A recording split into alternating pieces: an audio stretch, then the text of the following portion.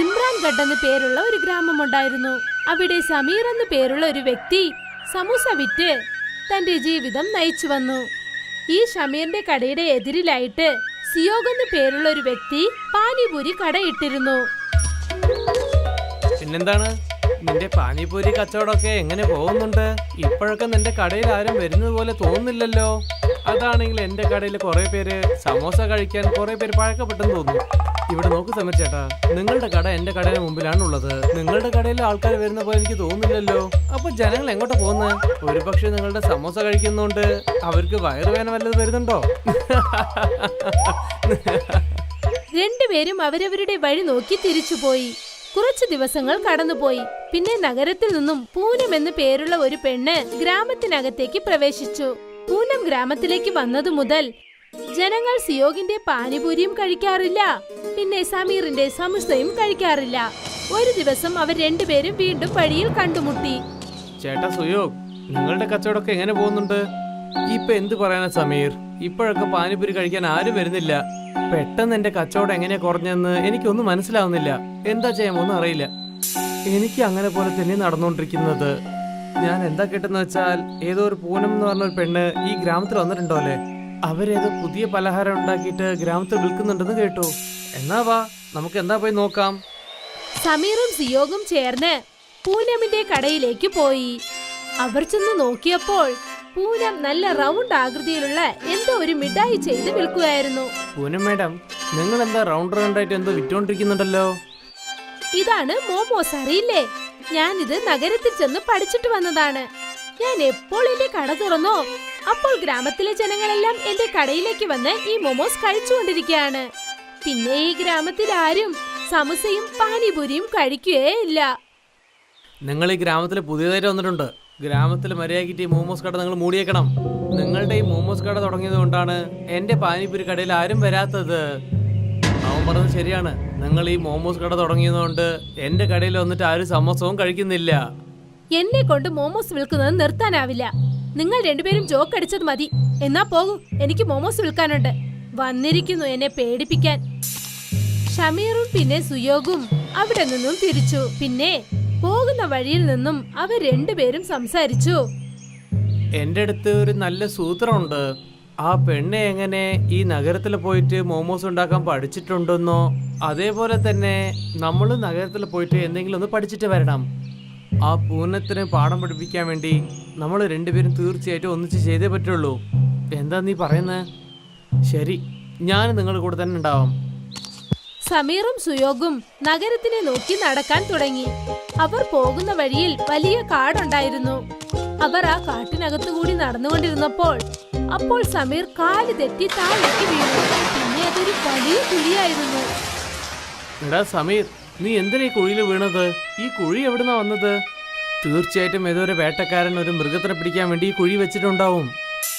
അപ്പോൾ ആ കുഴിക്കകത്തുനിന്ന് സമീർ സുയോഗിനെ വിളിച്ചു. സുയോഗ്, നീ ഒന്ന് വേഗം ഇങ്ങോട്ട് വാ, ഇവിടെ ഒരു പുതിയ ലോകം തന്നെ ഉണ്ട്. അവൻ ആ കുഴിക്കകത്ത് നോക്കിയപ്പോൾ അതിനകത്ത് വളരെ ഭംഗിയുള്ള ഒരു ലോകമുണ്ടായിരുന്നു. അവിടെ കണ്ണിന് കാണുന്ന ദൂരം വരെ ഒരുപാട് വെളിച്ചത്തോടെ ഉരുളക്കിഴങ്ങ് ചെടികൾ ഉണ്ടായിരുന്നു. രണ്ടുപേരും ഈ കാഴ്ച കണ്ടിട്ട് ആശ്ചര്യപ്പെട്ടു പോയി. അപ്പോഴാണ് അവരുടെ അടുത്തേക്ക് ഒരു സന്യാസി വന്നത്. നിങ്ങൾ രണ്ടുപേരും ഇവിടെ എന്താ ചെയ്തോണ്ടിരിക്കുന്ന മക്കളെ?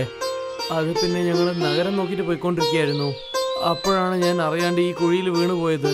ഞാൻ ഇതിന്റെ ഉള്ളിൽ താഴെ വീണപ്പോഴാണ് നോക്കിയത്. ഇതിന്റെ ഉള്ളിൽ ഒരു വലിയ ലോകം തന്നെ ഉണ്ടല്ലോ. പിന്നെ വളരെ വളരെ ദൂരം തന്നെ വലിയ ഉരുളക്കിഴങ്ങ് തോട്ടമുണ്ടല്ലോ. ഇതൊന്നും സാധാരണ ഉരുളക്കിഴങ്ങ് തോട്ടമല്ല. ഈ ഉരുളക്കിഴങ്ങ് ആഗ്രഹങ്ങൾ ഉണ്ടാക്കി തരും. ഒരു പക്ഷേ ഇതാണ് കാര്യം എന്ന് വെച്ചാൽ എനിക്കും കഴിക്കാൻ ഒരു ഉരുളക്കിഴങ്ങ് തരാൻ പറ്റുമോ? എനിക്കൊരു ആഗ്രഹമുണ്ട്. എനിക്കും എൻ്റെ പാനിപൂരി കട മൊത്ത ഗ്രാമം മുഴുവനും ഫേമസ് ആവണം. എനിക്ക് ആഗ്രഹമുണ്ട് എൻ്റെ സമോസ കട ഈ ഗ്രാമം മുഴുവനും നന്നായിട്ട് ഫേമസ് ആവണം. ആ മോമോസ്കാരിനെക്കാട്ടും വലുതാകണം. പക്ഷേ എനിക്ക് നിങ്ങൾ രണ്ടുപേർക്കും നിങ്ങളുടെ ആഗ്രഹം നിറവേറ്റുന്ന ഉരുളക്കിഴങ്ങ് തരാൻ പറ്റില്ല. നിങ്ങൾ രണ്ടുപേരും തമ്മിൽ മറ്റൊരാളായിട്ട് നല്ല അസൂയയുണ്ട്. ഞാൻ നിങ്ങൾ രണ്ടുപേർക്കും ഈ ഉരുളക്കിഴങ്ങ് തരണമെങ്കിൽ നിങ്ങളുടെ ഉള്ളിലുള്ള ഈ അഹങ്കാരം വിട്ടിട്ട് ഒന്നിച്ചു ചേർന്നിട്ട് ജോലി ചെയ്യാൻ നിങ്ങൾ ശ്രമിച്ചു നോക്കൂ. അവർ രണ്ടുപേരും മാറി മാറി നോക്കി. പിന്നെ ആ സന്യാസി പറഞ്ഞത് അനുസരിക്കാൻ തീരുമാനിച്ചു. സാധു അവർ രണ്ടുപേർക്കും ഒരു ഉരുളക്കിഴങ്ങ് രണ്ടായി മുറിച്ച് പാതി പാതി നൽകി. ഇപ്പൊ പകുതി ഉരുളക്കിഴങ്ങ് നീ കഴിക്കൂ, അതിന്റെ പകുതി നീ കഴിച്ചോളൂ. പിന്നെ ഒന്നിച്ചു ചേർന്ന് തന്നെ നിങ്ങൾ ആഗ്രഹം ചോദിച്ചോളൂ. ഞങ്ങൾ ഗ്രാമത്തിലെ രണ്ടുപേരും നന്നായിട്ട് ചേർന്നിട്ട് സമോസ പാനിപൂരി നന്നായിട്ട് വിൽക്കണം. ഉരുളക്കിഴങ്ങിനോട് ആഗ്രഹം പറഞ്ഞതും രണ്ടുപേരും വീണ്ടും അവരുടെ ഗ്രാമത്തിലേക്ക് തിരിച്ചെത്തി. അവരവരുടെ കടയിലേക്ക് തിരിച്ചു പോയപ്പോൾ അവർ രണ്ടുപേരുടെയും കടയുടെ നടുകിലായി ഒരു ഉരുളക്കിഴങ്ങ് ചെടി നിൽക്കുന്നുണ്ടായിരുന്നു. അത് മുഴുവൻ ഒരുപാട് ഉരുളക്കിഴങ്ങുകൾ വളർന്നിരുന്നു. ഈ ഉരുളക്കിഴങ്ങ് എങ്ങനെ മരത്തിൽ വളരുന്നത്? നമ്മൾ ഇന്നലെ ആഗ്രഹിച്ച വേണ്ടിയ ഫലനാണ് ഈ ഉരുളക്കിഴങ്ങ് മരം. ശരി, ഇതിൽ നിന്ന് ഉരുളക്കിഴങ്ങ് പറിക്കാം. ഞാൻ ഇതിൽ നിന്ന് സമോസ ഉണ്ടാക്കാം. പിന്നെ നീ ആ സമോസയിൽ പാനിപ്പൂരി വിൽക്കുന്ന വെള്ളം എടുത്തിട്ട് കലർന്നിട്ട് മക്കൾക്ക് നീ വിൽക്കാൻ നോക്കൂ. ഷമീർ മരത്തിലുണ്ടായിരുന്ന ഉരുളക്കിഴങ്ങ് എടുത്ത് സമൂസ ചെയ്തു. പിന്നെ സുയോഗ് പാനിപൂരി ചെയ്യാനായി തയ്യാർ ചെയ്തു. എല്ലാം തയ്യാറായതിനു ശേഷം അവർ രണ്ടും ഒന്നിച്ചു ചേർത്ത് സമൂസ പാനിപൂരി വിൽക്കാൻ തുടങ്ങി. അപ്പോൾ അവർ രണ്ടുപേരും ഒന്നിച്ച് ജോലി ചെയ്യാൻ തുടങ്ങി. വരൂ വരൂ, സമോസ പാനിപൂരി ഒന്ന് കഴിച്ചോളൂ. ഞാൻ പറഞ്ഞാൽ നിങ്ങൾ വിശ്വസിക്കില്ല, നിങ്ങൾ തന്നെ വന്ന് കഴിച്ചു നോക്കൂ. അപ്പോഴാണ് അവിടേക്ക് ഒരു സ്ത്രീ നടന്നു വന്നത്. സമൂസ പാനിപൂരി? ഇത് ഞാൻ ആദ്യമായിട്ടാണല്ലോ കേൾക്കുന്നത്. ഒരു പ്ലേറ്റ് തരൂ നോക്കട്ടെ. സുയോഗ് സമൂസ എടുത്ത് അതിന്റെ നടുകിൽ ഒരു ഓട്ടയിട്ട് അതിൽ മധുരം പിന്നെ പാനിപൂരി വെള്ളം ഒഴിച്ച് ഒരു പ്ലേറ്റ് സമൂസ പാനിപൂരി അവർക്ക് നൽകി. അത് വാങ്ങി ആ സമൂസ പാനിപൂരി അവർ കഴിച്ചു നോക്കിയതും തന്നെ അവർ ആകെ മതി മറന്നുപോയി. എന്നിട്ട് പറഞ്ഞു, ഞാൻ എന്റെ ജീവിതത്തിൽ ഇതിനു മുൻപ് ഇത്രയും രുചിയുള്ള യാതൊരു സാധനവും കഴിച്ചിട്ടില്ല. ചേട്ടാ, ഇത് വളരെ രുചികരമാണ്.